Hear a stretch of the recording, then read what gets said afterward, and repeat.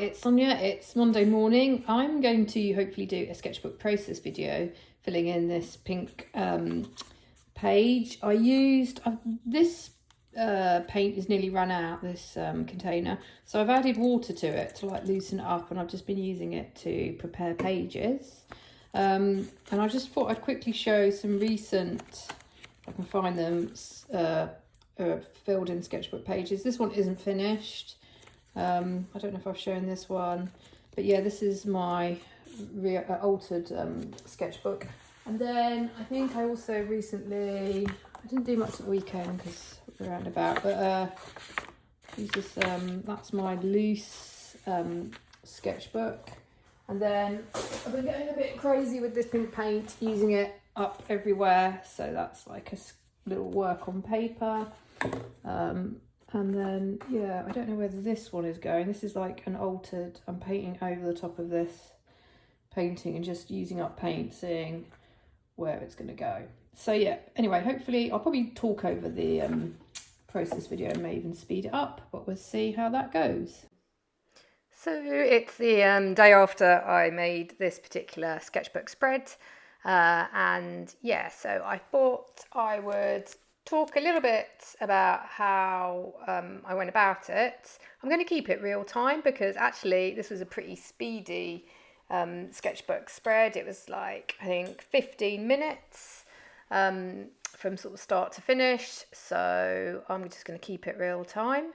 And yeah, I'll talk a little bit about the process, but because it's very similar to previous processes, I thought I'd then go on and share my 5 tips to loosen up in sketchbooks or in general with painting and drawing. So yeah, this spread is similar to other ones. I've pre-painted that page obviously, and then I'm using a bit of collage, cutting up an old bit of paper that I think I tested colours on and just sort of drawn on with paint, and making a shape, a bowl shape with it. I think I then go on to use, I'm using like gouache paints on here and markers as well. And I've kept this one pretty simple, which is I think why it's pretty a speedy sketchbook piece for me. Right at the end, I also show a piece that was inspired from this, because I actually kind of liked this one. So then I'd pre-prepared some other pink paper in case I want to make some more prints, and I thought let's have a go at recreating this quickly, just almost copying it. So I show that right at the end. But yes, so draw along with me. I mean, as I say, this is a pretty slow one, so you can look up and do your own drawing. But you can see how actually, I'm just looking at the when I'm editing it now, the shapes are really basic. Like it starts off, and I feel like, you know, when you start making this sort of work, it can look a little bit raggedy or like, where the heck is this going, quite frankly. So the fun with this is actually to keep going, not worry about wonky, badly drawn, as it were, shapes, and just keep going, have fun, layer paint on, because with a lot of this sort of material you can keep layering and layering. So that's something that I like to do. I've learnt now not to worry about sort of, was it an ugly stage or a very the beginnings, as it were. So yes, if I thought I would talk about my 5 tips to loosen up. I'm probably sure they're similar to other artists, but this is what I've found has worked for me. So number 1, I think it's pretty, like, if you watched a lot of my videos, I do, with this sort of work, I've learned to pre-prepare pages. That's really helped me. So, and it's also a really great way, because obviously it's hard sometimes, especially with acrylic, to get rid of acrylic. So you want to use it up. It does dry up very quickly. So I love to make sure I've got rid of excess from brushes. I use it on bits of paper that I'm going to then use for collage or draw on.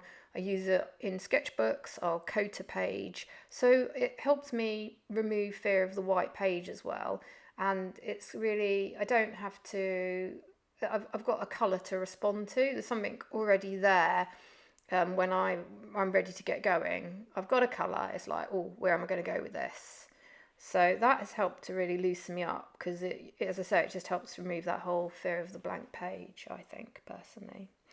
And in the same vein as that, you can, I think, use bits of collage as well. So again, if you've got old work, maybe it's got acrylic on, so it perhaps can't even go into recycling, but you can cut your collage, your old work, stick it in your sketchbook. You could, for example, pretend it's a table or a tablecloth, use it as a wallpaper, and just sticking that in is a fun way of starting you out. So you've got a start, and in some ways it's going to, I think, make you looser because I don't know, it's if the work is loose itself, if you've got a loose abstract that you've stuck in, I think maybe that's going to motivate you to carry on in the same way.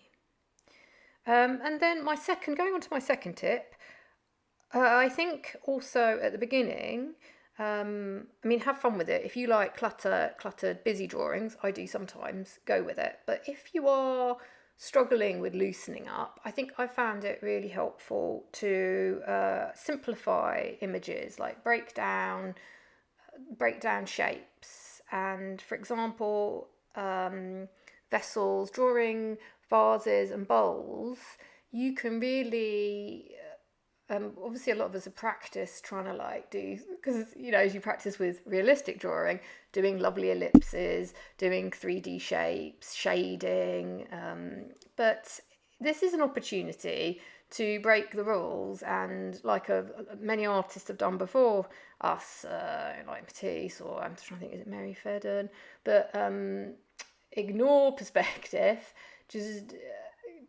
almost squint at the object and then draw really sort of in a rustic style.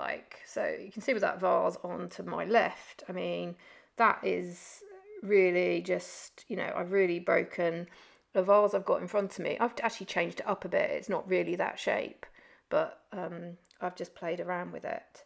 So yeah, simplify some images, get the shapes down first, and it's almost like, I don't know, maybe this is probably a bad example. When you had the doll's house, maybe you would set up a scene. You can use the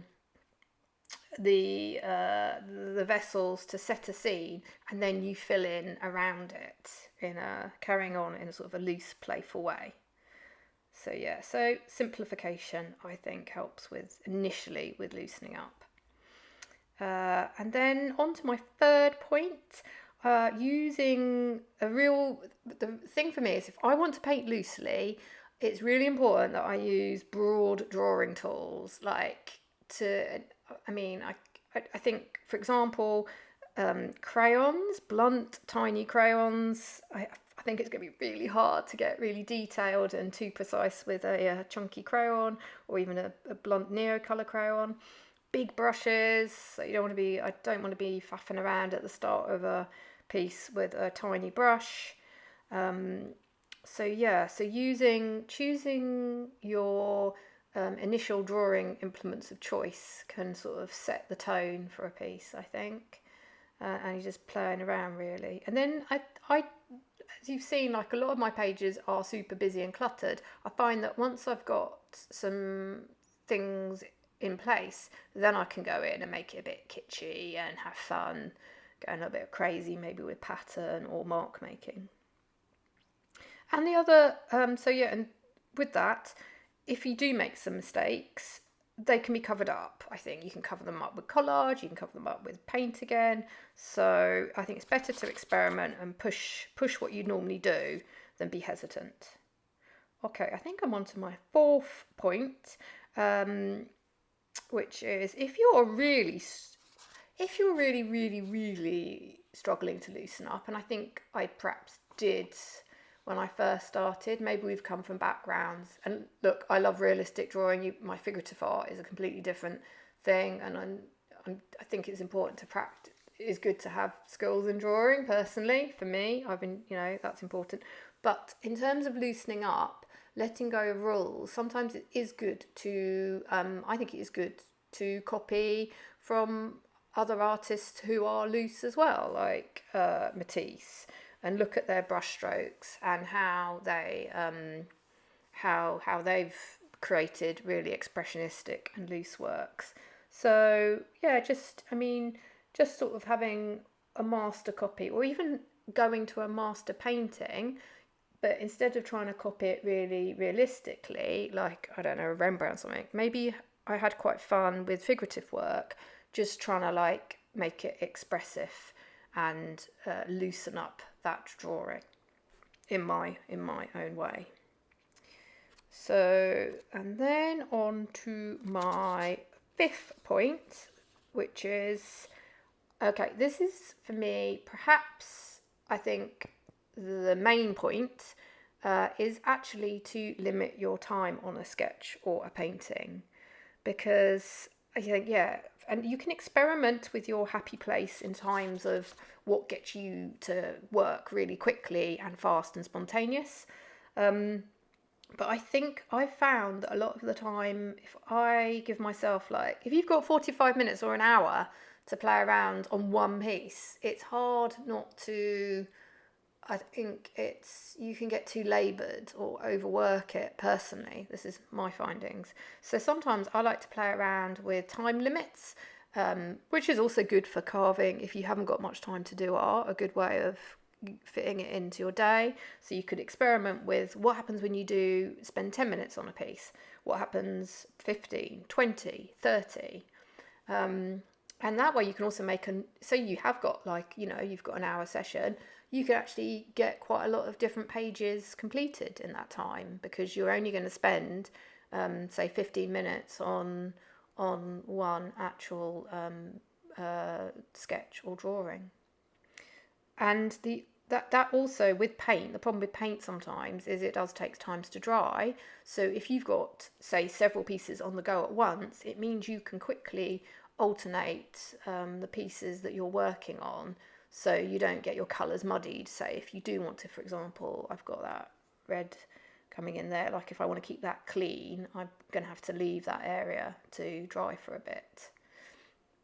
So yeah, those are like 5 pretty quick.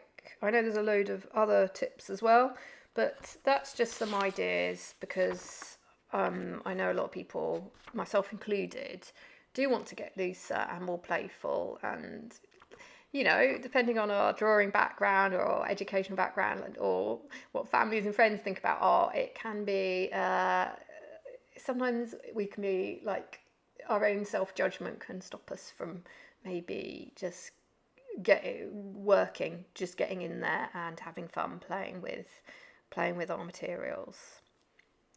So yeah, so this piece, and as I say, talking about speed, this one was 15 minutes. I wasn't sure.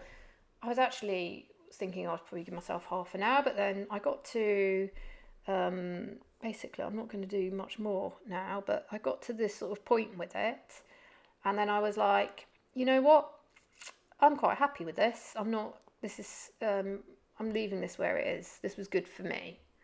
And and it also, therefore, having completed it quickly, it did mean that I was like, oh, I can go on. Maybe I can do another version of it. So the other thing I love to do now is to, and again, this is a common thing lots of artists do, but it's to do lots of versions of the same thing. And they're never exactly the same. There's always some area that you can play around with.